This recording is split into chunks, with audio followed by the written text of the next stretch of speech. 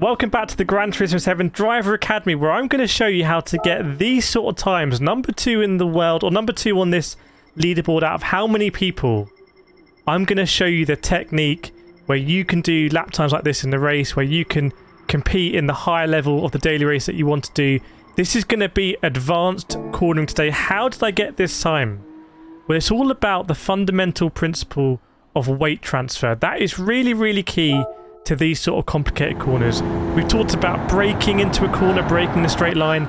We've talked about bleeding off the brake. We've talked about getting the apex. We've talked about being patient at the apex, letting the car rotate. But what about a sequence like this at Tsukuba, where we've got to do a right-hander going into a left-hander? You guys specifically asked this in the comments, and by the way, your support has been absolutely insane, so thank you so much. But I'm going to show you how you do this. How do they get this time? Well, it's all about the principle of weight transfer. What do I mean? Let's explain. We're in a big, heavy car here. It's a Nissan Fairlady. It's a road car. This also applies for Group 4, also applies to Group 3, applies less for Group 2, applies even less for Group 1. As you kind of get more squat, more downforce, these principles don't apply as much. But in a car like this, it's really important. Same with Group 4 and Group 3 as well. So what do I mean? As we turn right here into the right-hander, we are building a load of inertia over the left-hand side. That weight transfer is building on the left-hand side. Building, as we're trying to go through this corner at the maximum possible speed. The weight is all on the left-hand side, if you imagine. It's all there. You can see it, right? When you go through, the weight's all on the left-hand side. The car is incredibly loaded at this point. And you'll know if you've done this thing at Tsukuba, because it's not the easiest test here to do.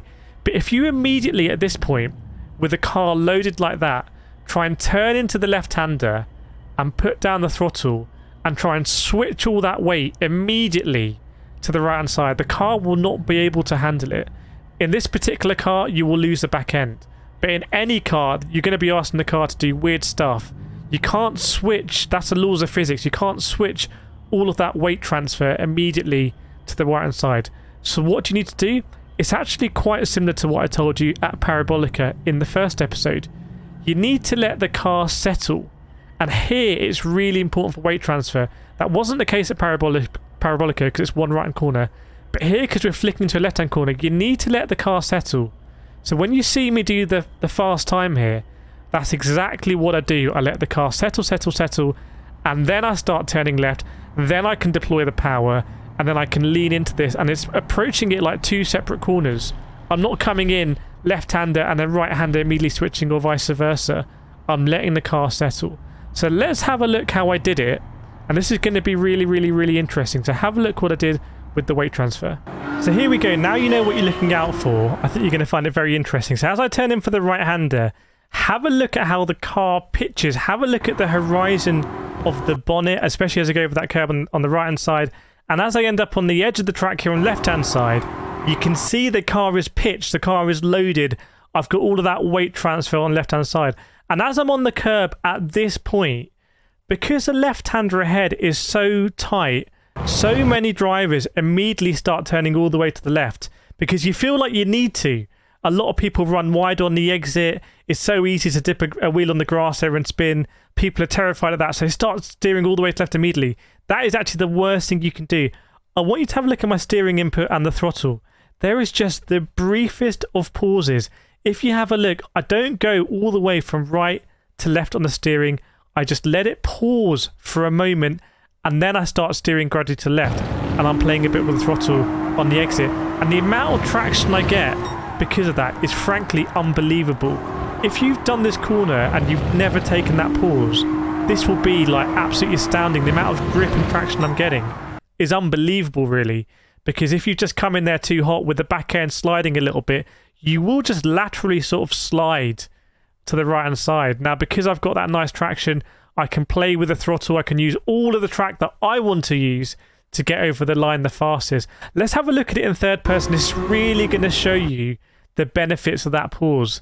And by the way, thank you so much everyone who's liked, subscribed in the comments.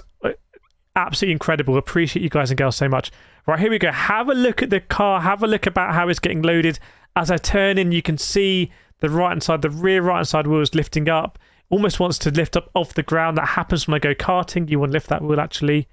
And as we end up on the curb on the left-hand side, you can see the car is really pitched, especially when we're under this shadow. That's where the car is pitched.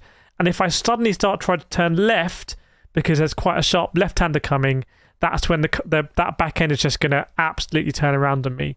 So I do this little pause, and you can see at this point, the car is just loaded very neutrally, very nicely. That is exactly where we want to be. It just takes a fraction of a second, but it's so important. And now I can get going again and race along. I'm going to show you now in full speed. In full speed, you can really appreciate it. It's another example in Gran Turismo 7 where actually kind of going a little bit slower, a little bit patient is actually the fastest way. That is what Gran Turismo is really, really, really good at teaching. So there we go at full speed. I hope you enjoy this. Thank you so much, everyone.